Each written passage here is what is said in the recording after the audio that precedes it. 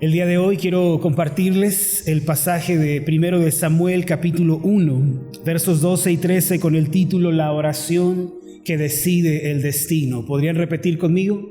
La oración que decide el destino. Una vez más, la oración que decide el destino.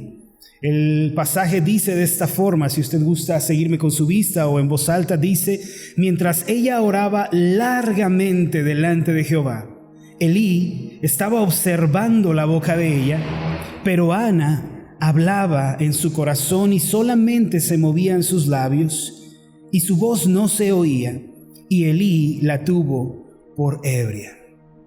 A veces los eventos más insignificantes pueden producir los resultados más asombrosos. Los momentos en los que la historia cambia profundamente, en ocasiones son tan pequeños, tan diminutos que pasan desapercibidos. Por eso, mis amados, es importante que aprendamos a no menospreciar las pequeñeces de la vida, porque todas ellas han sido dispuestas por Dios. El salmista dijo que Dios conoce a cada estrella del cosmos por su nombre, y eso se encuentra en el Salmo 146. Él llama a las estrellas por su nombre, pero el Señor Jesús también nos dijo que los cabellos de nuestra cabeza todos están contados.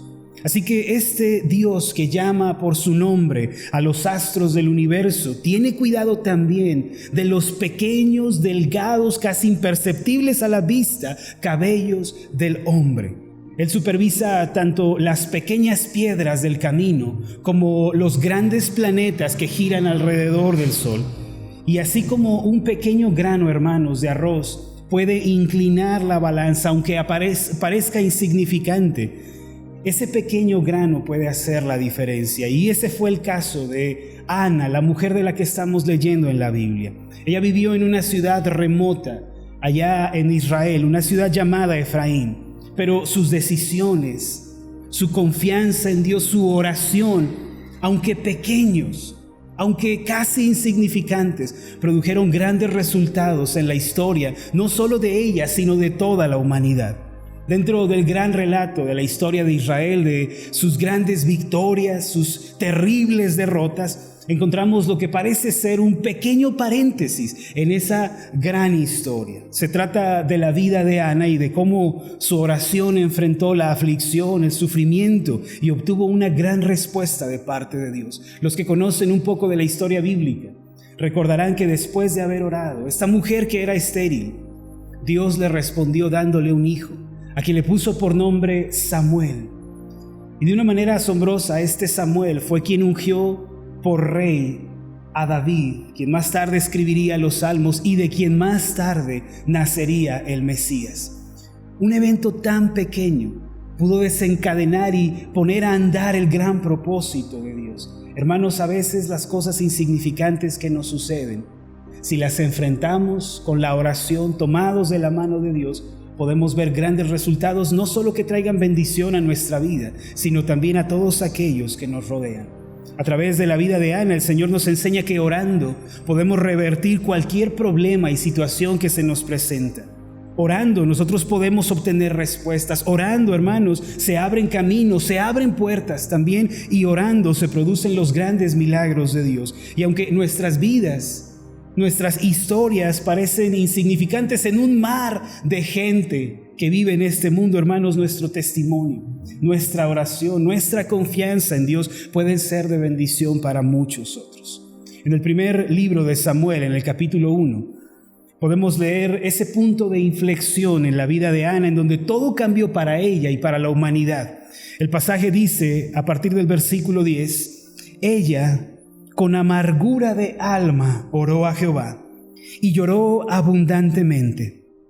E hizo voto diciendo: Jehová de los ejércitos, si te dignares a mirar a la aflicción de tu sierva, y te acordares de mí, y no te olvidares de tu sierva, sino que dieres a tu sierva un hijo varón, yo lo dedicaré a Jehová todos los días de su vida, y no pasará navaja sobre su cabeza. Mientras ella oraba largamente delante de Jehová, Elí estaba observando la boca de ella, pero Ana hablaba en su corazón y solamente se movían sus labios y su voz no se oía, y Elí la tuvo por ebria.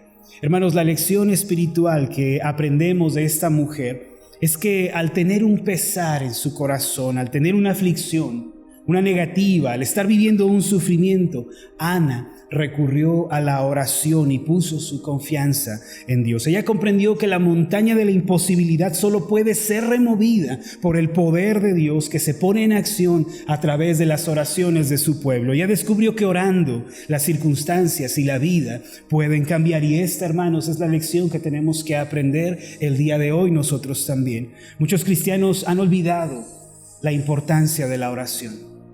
Han olvidado que es importante tener encuentros privados y personales con Dios.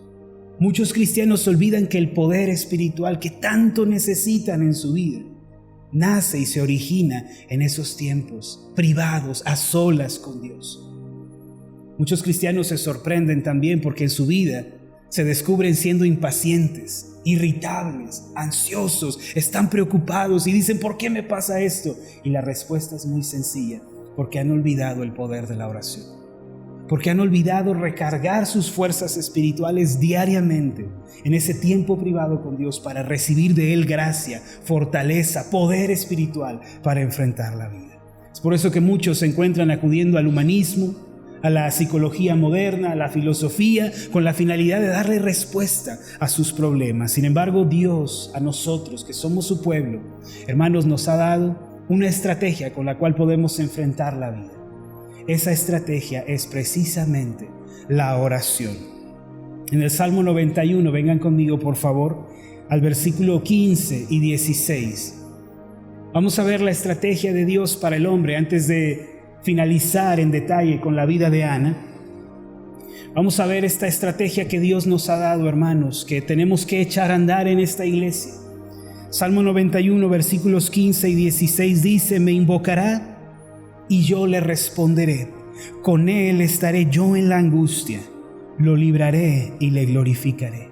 Lo saciaré de larga vida y le mostraré mi salvación. En el versículo 15, la palabra invocar es la misma palabra que usamos para orar o para clamar. También en el Salmo 32, venga conmigo al versículo 6 y 7. Encontramos algo asombroso sobre la oración. Allí se nos dice que la oración juega un papel importantísimo en la superación del dolor y de las pruebas. El pasaje del Salmo 32, 6 y 7 dice: por esto orará a ti todo santo en el tiempo en que puedas ser hallado. Ciertamente en la inundación de muchas aguas no llegarán estas a él. Tú eres mi refugio, me guardarás de la angustia, con cánticos de liberación me rodearás. Noten ustedes la relación, hermanos, que existe entre la oración de los santos, es decir, de nosotros, los redimidos, los que hemos sido santificados en el Espíritu Santo, la relación que existe entre las oraciones de estas personas y la superación de la aflicción y de la prueba. Dice: orará a ti todo santo. Y en la inundación de muchas aguas no llegarán estas a él. Recuerden, hermanos, que en la Biblia las aguas representan la aflicción, representan el problema, el desafío. Por ejemplo, la semana pasada estuvimos hablando sobre Isaías 43, versículo 2, cuando pases por las aguas, ¿lo recuerda? Cuando pases por las aguas yo estaré contigo, no te van a negar los ríos. También Israel frente al Mar Rojo, los egipcios venían tras ellos, había un gran desafío delante de sus ojos. Las aguas representan la prueba, la dificultad, el desafío. Y aquí se nos dice, hermano, que estas aguas de prueba, puede que rujan, puede que las olas parezcan embravecidas y los ríos se desborden, hermano, pero a ti orará el santo y las aguas no llegarán a él. Dice el salmista en el Salmo 32, por eso orará a ti todo santo en el tiempo en que puede ser hallado, y en la inundación de muchas aguas no llegarán estas a él. Las aguas de la aflicción y del problema puede que se nos acerquen, pero no podrán destruirnos, hermanos, si tenemos vidas de oración, si tenemos vidas de comunión y de compañerismo con el Señor. Finalmente, Jeremías 33, versículo 3. Allí encontramos el llamado supremo a la oración. Vengan conmigo, por favor. Jeremías 33, versículo 3, un pasaje que muchos conocemos, dice: clama a mí y yo te responderé y te enseñaré cosas grandes y ocultas que tú no conoces. Vamos a leerlo todos juntos en una sola voz, ¿le parece? Dice de esta forma: clama a mí y yo te responderé y te enseñaré cosas grandes y ocultas que tú no conoces. Miren, en este pasaje Dios nos deja ver una realidad espiritual asombrosa, hermanos. Es interesante notar que el Dios del cielo, este Dios soberano y trascendente, ha decidido obrar, actuar, accionar en respuesta a la oración de su pueblo en la tierra. Así lo dice Jeremías 33:3: clama a mí y yo te responderé. Este Dios todopoderoso, el todo suficiente, se ha tomado la determinación de limitarse a sí mismo a la acción de sus hijos en la tierra, de modo que si sus hijos, su pueblo, no ora, Dios decide no actuar, porque Él ha dicho: clama a mí y yo voy a responder. Pero si tú y yo no clamamos, hermano, no habrá respuesta, ni acción, ni obra de parte de Dios. Este es un misterio de Dios en relación a su soberanía. No sabemos por qué Él decidió limitarse a sí mismo a la oración de su pueblo, pero sabemos que así es, porque Él dice: clama a mí y yo te responderé. Es un misterio asombroso, hermano, pero podemos echar mano de él. Significa que cada vez que tengas un problema, cada vez que tengas una aflicción, tú puedes orar y puedes clamar y él te va a responder. Clama a mí y yo te responderé. Y quiero aprovechar para preguntar: ¿y cuál es la aflicción que tú estás viviendo en este día? ¿Y cuál es la prueba que necesita ser superada? ¿Cuál es el desafío que debe ser enfrentado? Clama a mí y yo te voy a responder. ¿Por qué no empiezas a hacer, hermano, de todas tus necesidades, de todas tus tribulaciones, de todas tus lágrimas, un motivo de oración? ¿Por qué en lugar de deprimirte, de afligirte, de llenarte de ansiedad, no comienzas a hacer de todas esas cosas peticiones de oración delante de Dios? Llévaselas al Señor. Háblale de ellas, hazlo partícipe de tus necesidades y Él ha prometido: yo te voy a responder. Hermanos, aquella persona que sabe orar, que sabe tener comunión con el Padre Celestial a través de la oración, en realidad esa persona está abriendo un camino donde no lo hay. La oración allana la senda para los milagros. Aquel que sabe tener comunión con Dios puede enfrentar las situaciones de la vida con éxito.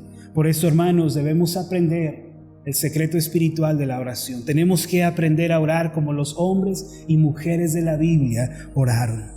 Debemos saber que orando, hermanos, vamos a poder revertir ese problema y esa situación que estamos viviendo. ¿Se trata de un problema familiar? ¿Estás viviendo, hermano, una situación difícil con tu esposa, con tus hijos? ¿Se trata de una situación de salud? ¿Estás enfermo? ¿Te dieron un diagnóstico negativo? ¿Acaso se trata de una situación económica? ¿Estás apretado? ¿Estás ajustado? ¿Te ves amenazado en la bancarrota? ¿Te despidieron? ¿Cuál es la situación que tú tienes? Clama a mí y yo te responderé y te mostraré cosas grandes y ocultas que tú no conoces. No importa quién seas, hermano, si eres un niño, un adolescente, un adulto o un anciano, puedes hacer de la oración la estrategia de tu vida y Él ha prometido responderte. Llévale tu necesidad al Señor. Llévale tu petición. Aquí en la Biblia encontramos la historia de esta mujer llamada Ana. Una mujer que fue oprimida, menospreciada, relegada por su condición. Mire, nosotros no pedimos las situaciones que vienen a nuestra vida. Ana no pidió ser una mujer estéril, que no podía tener hijos, y en el contexto bíblico, en la época donde ella vivía, una mujer que no podía tener hijos era una mujer menospreciada, hecha a un lado, así que ella, acomplejada por esa situación, pensaba que no tenía valor y era ese el motivo de su depresión. Mira lo que nos dice 1 Samuel capítulo 1 versículo 5. Pero a Ana daba una parte escogida, y aquí estamos hablando de su esposo Elcana, que tenía 2 mujeres y una de ellas era Ana, y dice que a Ana le daba una parte escogida porque amaba a Ana, aunque Jehová no le había concedido tener hijos. ¿Cómo se habrá sentido Ana ¿Cómo se habrá sentido ella al no poder dar a luz? Al haberse casado con las más rosadas esperanzas, creyendo que iba a formar una familia, pero de pronto nada sucede. Y van pasando los años y se descubre que ella es estéril y que no puede dar a luz. En la época bíblica, el tener muchos hijos era sinónimo de ser bendecido por Dios. Así que ella se sentía una mujer desfavorecida. Sentía que la mano de Dios no estaba sobre ella y por eso se deprimía una y otra vez. Y dice el versículo 6, y su rival, la otra esposa, y la irritaba, enojándola y entristeciéndola, porque Jehová no le había concedido tener hijos. Y dice el versículo 7, así hacía cada año. Cuando subía a la casa de Jehová, la irritaba así, por lo cual Ana lloraba y no comía. La otra esposa de su marido se llamaba Penina. Ella se pavoneaba delante de Ana y la hacía sentir mal porque no podía tener hijos. La irritaba, la enojaba. No sabemos qué situaciones en particular se hayan presentado, pero ya se las imaginará. Situaciones de menosprecio, comentarios hirientes, y todo esto llevaba a Ana a la depresión. Dice al final del versículo 7, por lo cual Ana lloraba y no comía. Y estos son los síntomas de la depresión, ¿verdad? Cuando estamos deprimidos solo queremos estar llorando, tristes, debajo de las cobijas, no queremos que entre el sol, no queremos comer. Ana estaba deprimida. Ahora, hermanos, es importante también notar que aunque los medios de comunicación, las redes sociales, digan que la depresión es una enfermedad de la que no podemos librarnos, lo cierto es que al final del día, la depresión es una decisión del corazón. Es uno el que decide si va a vivir una vida amargada. Es uno el que decide si va a vivir frustrado, derrotado, o va a adoptar una nueva actitud. Y mire lo que sucedió en el versículo 9. Y se levantó Ana después que hubo comido y bebido en Silo. Y mientras el sacerdote Elí estaba sentado en una silla junto a un pilar del templo de Jehová, ella con amargura de alma oró a Jehová y lloró abruptamente. Nota, hermano, que esta era una situación que, como nos dice el escritor bíblico, se repetía cada año. Con cada año que pasaba, Penina humillaba a Ana, la hacía sentir mal y Ana se deprimía, lloraba, se frustraba, no quería comer y así año tras año. Pero un día sucedió algo que cambió la ecuación y por ende cambió el resultado. ¿Qué fue eso? Que Ana, en lugar de abrazar su depresión y su tristeza y su situación y de acariciarse a sí misma y decir, pobrecita de ti, ella decidió levantarse e ir al templo y presentarle a Dios su petición. No importa, hermano, si tienes años lidiando con esa situación. No importa si han pasado año tras año, mes tras mes y te has visto envuelto en esa situación, y no importa si en el pasado fracasaste y tropezaste. Si acudes al Señor, tu historia puede ser cambiada. Lo que más me gusta del Evangelio es que es el mensaje que anuncia que en Cristo las cosas pueden ser hechas nuevas, que aquel que viene a Cristo tiene la posibilidad de levantarse. El Evangelio es el mensaje que anuncia que la vida tiene abierta la posibilidad de cambiar. Es el mensaje que anuncia que no importa de dónde venimos, si nos acercamos a Dios, la historia puede cambiar, hermanos. Mira lo que sucedió. Y se levantó Ana en el versículo 9, después que hubo comido y bebido en Silo. Ella tomó una decisión: no voy a estar más deprimida, no voy a estar más derrotada. Voy a ir y voy a acudir a Dios porque Él de seguro va a ayudarme. Hermano, y quizá tú tienes que tomar una decisión parecida a esta en tu vida. Tienes que dejar de abrazar la frustración quizás. Tienes que dejar de abrazar esa autocompasión y decirte, pobrecito de ti, mira cómo resultó tu vida. Tienes que ponerte de pie en el nombre de Jesús, hermano, creyendo que en Cristo todas las cosas son hechas nuevas. No abraces el complejo de frustración, ni te digas a ti mismo que ya todo está perdido, que ya nada se puede hacer, porque en Cristo la historia puede cambiar. Ana se levantó, comió con nuevas fuerzas, partió hacia el templo y se arrodilló y comenzó a orar con toda la pasión de su corazón. Versículo 11, mira lo que sucedió. Esto es parte de la oración que tenemos que aprender. e hizo voto diciendo. Ella se comprometió con Dios, hermano. Hacer un voto es hacer un compromiso. ¿Recuerda cuando una pareja se casa? Van al altar, se entregan los anillos y después se dicen los votos. Que el significado de voto es compromiso. Se dicen sus compromisos el uno al otro. El esposo le dice: voy a amarte hasta el final, en la salud y en la enfermedad, en las mañanas y también cuando te arregles, y en todo momento voy a amarte. Cuando recién te levantes y cuando vayamos a la plaza, voy a amarte siempre. Y hace el compromiso de estar allí. Ana, entendiendo su condición y su necesidad, hizo un compromiso con Dios. Hermanos, si nosotros queremos recibir respuestas a nuestras oraciones, si queremos que Dios nos responda, vamos a tener que entrar en un compromiso con Él. Hay gente que ora y le dice al Señor: Padre, ayúdame con esta situación. Dios, te pido que me ayudes con esto o con aquello. Pero no están dispuestos a comprometerse con Dios. Por eso sus oraciones no recibirán respuesta. Solo aquellos que se comprometen con Dios, que entran en un pleno compromiso con Él. Y usted va a notar las palabras de Ana a continuación, cómo se reconocía ella delante de Dios. Y aquellos que tengan esta actitud de compromiso con Dios son los que van a recibir respuesta. E hizo voto diciendo: Jehová de los ejércitos, si te dignares a mirar la aflicción de tu sierva y te acordares de mí y no te olvidares de tu sierva. ¿Cuál es la posición que Ana estaba reconociendo delante de Dios? Yo soy tu sierva, yo te pertenezco. Tú puedes hacer conmigo todo lo que a ti te parezca más conveniente, porque yo soy tuya, Señor. Hay gente que ora: Padre, ayúdame, Señor, líbrame, Señor, sáname, Señor, haz esto y haz aquello, pero no se comprometen con Dios. Esas oraciones, hermanos, son en vano. Son oraciones basadas en el egoísmo, en la avaricia, en la codicia, y Dios no responderá a esa oración. Pero cuando hay una persona que hace voto con Dios, y ese voto es recibir a Cristo como Señor y Salvador personal, es aceptarle en nuestras vidas, es recibir su señorío, y entonces esa persona reconoce que es un siervo de Dios y que su vida es para el servicio de Dios, entonces su oración es poderosa y está cargada de significado.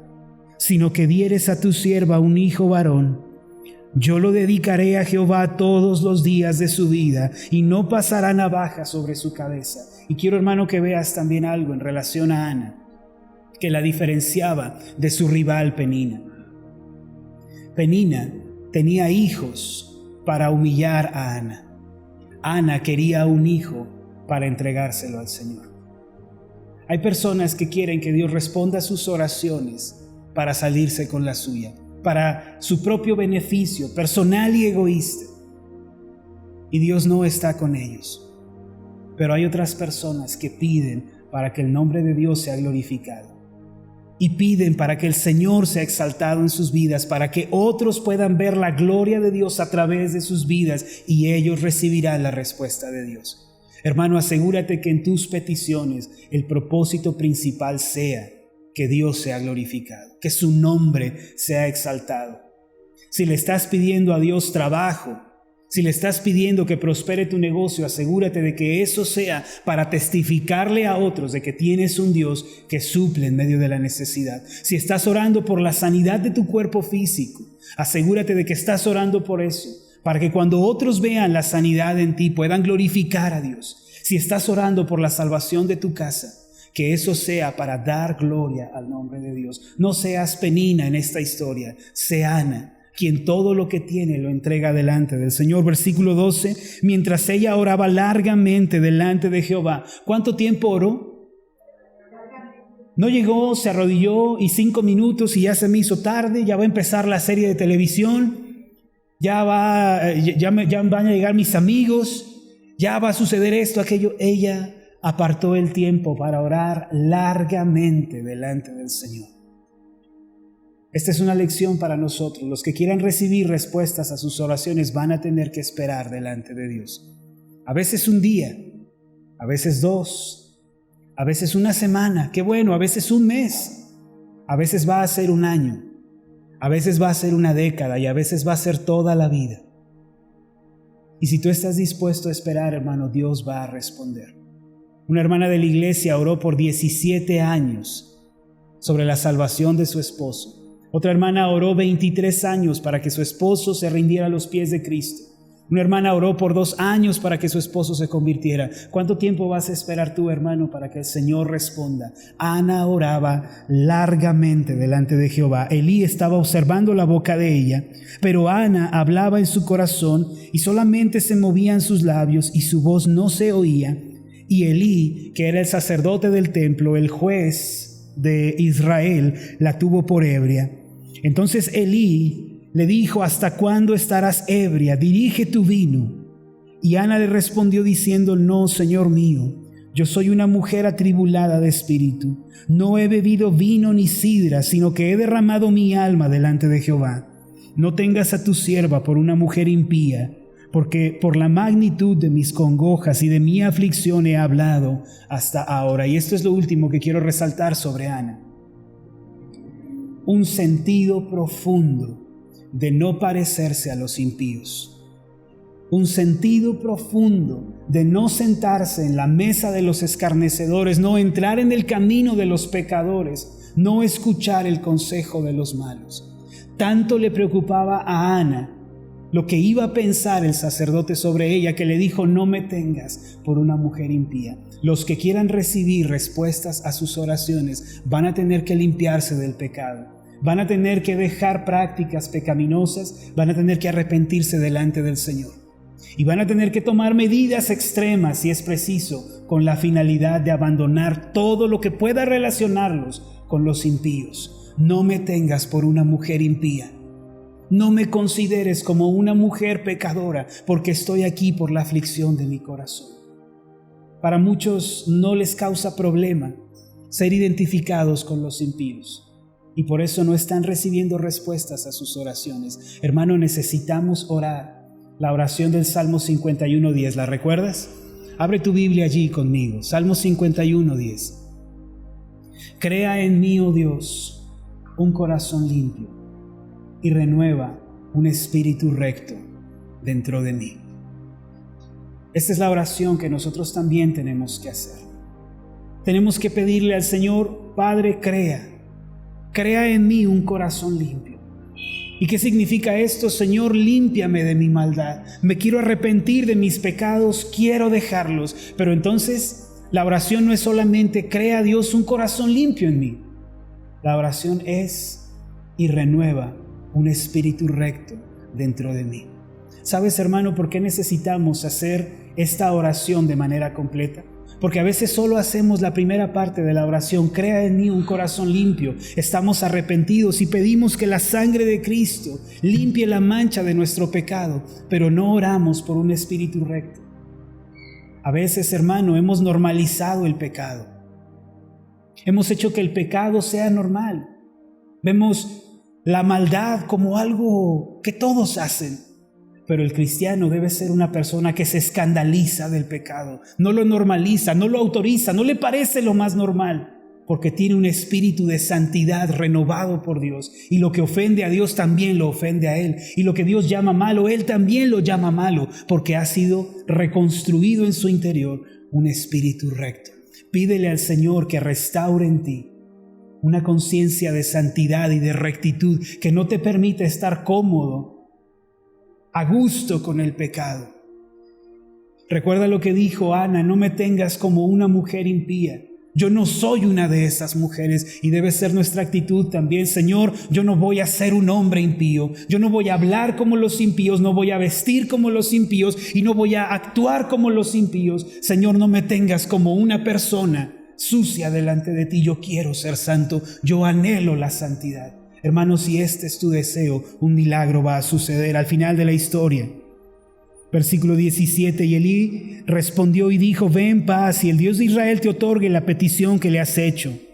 Y ella dijo: halle tu sierva gracia delante de tus ojos. Y se fue la mujer por su camino, y comió, y no estuvo más triste. Y levantándose de mañana, adoraron delante de Jehová, y volvieron y fueron a su casa en Ramá. Y Elcana se llegó a su mujer, y Jehová se acordó de ella. Aconteció que al cumplirse el tiempo, después de haber concebido Ana, dio a luz un hijo y le puso por nombre Samuel, diciendo: por cuanto lo pedí a Jehová. Una mujer estéril cambió su situación por medio de la oración.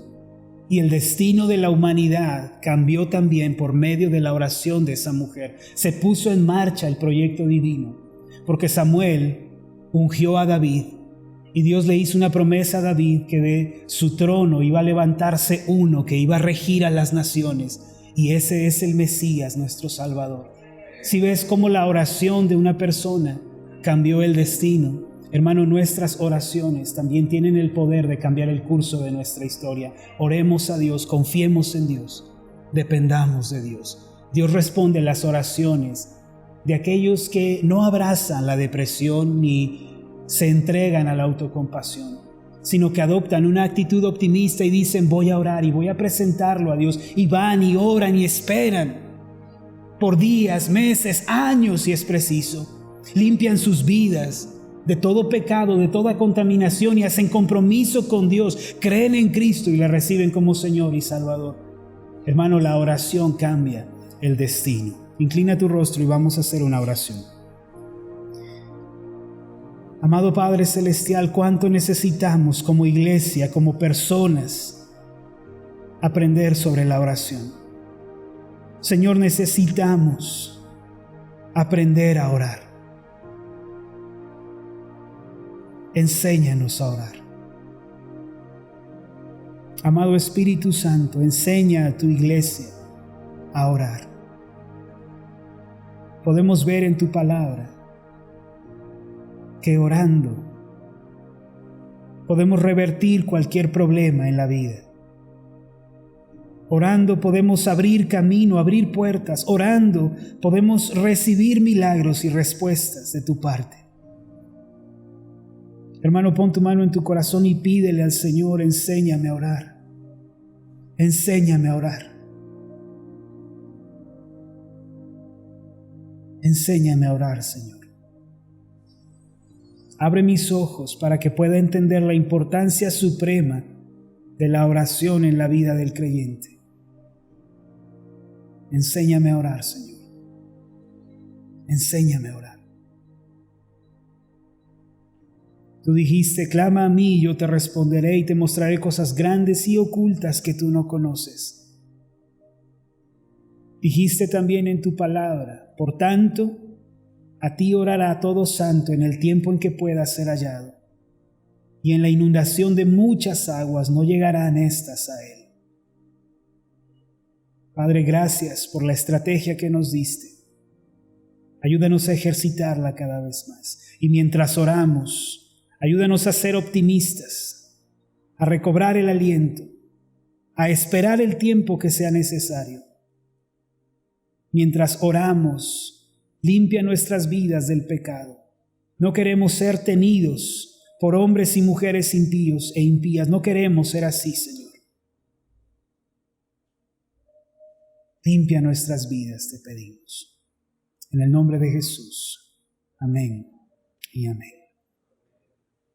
Amén.